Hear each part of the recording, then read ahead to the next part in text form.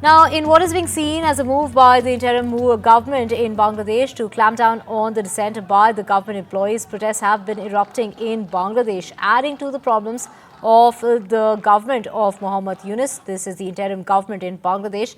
Protests also took place in the secretariat, according to local media outlets. The interim government in Bangladesh had issued an ordinance on Sunday allowing the Ministry of Public Administration to dismiss public servants for misconduct without lengthy procedures, which are seen as safeguards against the arbitrary dismissals, sparking outrage across the bureaucracy. Well, Saurabh joining us. Saurabh, take us through the demands that are being made during these protests that we are seeing that seem to be really, hinting out as far as the interim government is concerned, and they really possibly do not want this interim government to last.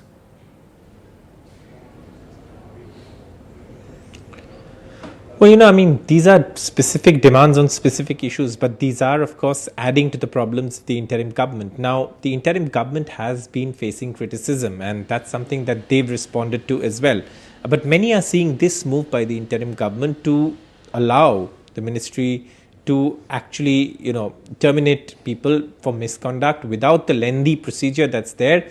Is being seen as an effort by this government in the interim government in Bangladesh, which is led by Muhammad Yunus, to try and clamp down on those who show dissent. And that's why you see these protests taking place now.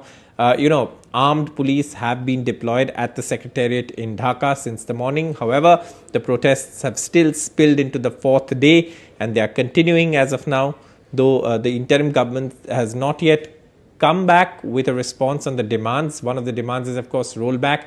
There are other groups that are protesting as well. And remember, just a few days ago, a top-ranking official to the level of foreign secretary left his position because he was unhappy with certain decisions that were being taken, is what sources said.